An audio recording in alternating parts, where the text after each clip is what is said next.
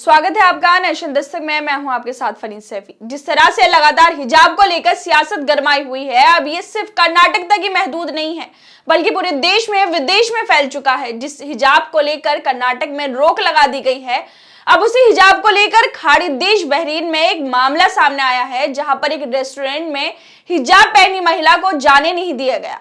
उसे गेट पर ही रोक दिया जाता है सिर्फ इसलिए क्योंकि उसने हिजाब पहना है।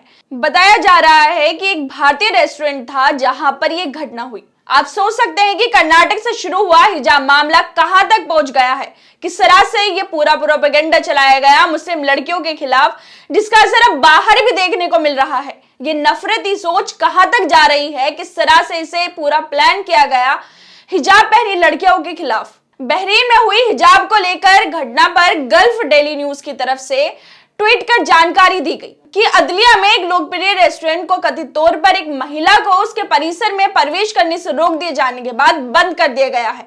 अब आपको ये पूरा मामला बताती हूँ कि बहरीन, जो कि एक मुस्लिम और खाड़ी देश है, बहरीन के अदलिया शहर में एक भारतीय रेस्टोरेंट लेटन को प्रशासन की ओर से इसलिए बंद कर दिया गया क्योंकि उसने बुर्का पहनी एक महिला को एंट्री करने से रोक दिया था। जब एक नकाब पहनी हुई महिला रेस्टोरेंट में पहुंची तो उसे सिर्फ इसलिए रोक दिया गया क्योंकि उसने हिजाब पहना था।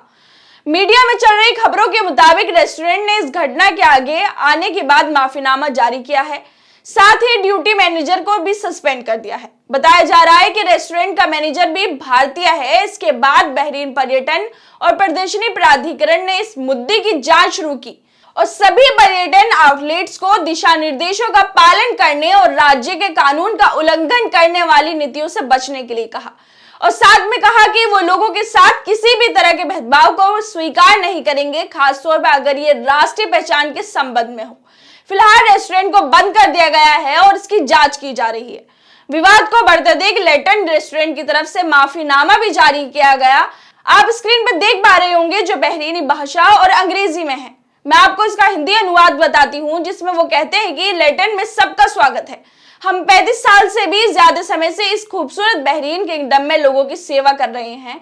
ये एक ऐसी जगह है जहां पर कोई अपने परिवार के साथ आकर आनंद उठा सकता है और उसे घर जैसा अनुभव मिलता है। इस मामले में एक मैनेजर ने गलती की जिसे अब सस्पेंड कर दिया गया है। सद्भावना के संकेत के तौर पर लेटन हमारे सभी बहरीन पैट्रन के स्वागत के लिए 29 मार्च को फ्री में भोजन की व्यवस्था कर रहा है।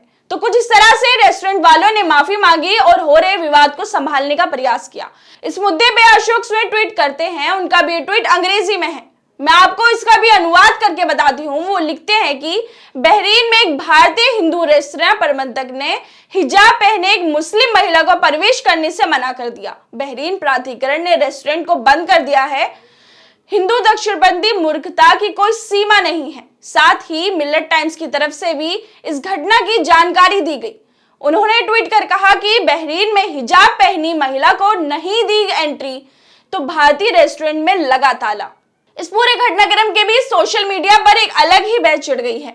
कुछ लोग होटल के मैनेजर को भारतीय बता रहे हैं तो कुछ लोगों का कहना है कि मैनेजर भारतीय नहीं ब्रिटिश है, लेकिन बहरीन की प्रशासन की तरफ से अभी मैनेजर की पहचान नहीं बताई गई है। इन सब घटनाओं के बीच एक बड़ा सवाल ये उठता है कि लोगों में ऐसी मानसिकता पैदा कहां से होती है जो समुदायों के आपस में बांटने का काम करती है। जिस तरह से कर्नाटक में हिजाब को लेकर पूरा मामला बनाया गया, अब ऐसे में हिजाब को लेकर ही बाहर के देशों से ऐसे मामले सामने आना बहुत दुख की बात है, क्योंकि किसी को आप उसके कपड़ों से जज नहीं कर सकते और ना ही उसकी आजादी को उसके कपड़ों की वजह से छीन सकते हैं, क्योंकि हमारे संविधान सबको इजाजत देता है कि वो अपनी मर्जी के कपड़े पहन सकता है और जैसे चाहे वैसे रह सकता है। खैर, आपकी इस वीडियो पे क्या राय है हमें कमेंट करके जरूर बताएं और बाकी खबरों के लिए देखते रहिए नेशन दस्तक। नेशनल दस्तक की आपसे गुजारिश है कि अगर इसको बचाना चाहते हैं तो नेशनल दस्तक को सब्सक्राइब करने के लिए रेड कलर के सब्सक्राइब बटन को दबाएं, फिर बेल आइकन की घंटी दबाएं। नेशनल दस्तक को बचाने के लिए बहुत जरूरी है कि हर खबर को शेयर करें, लाइक करें, कमेंट जरूर करें।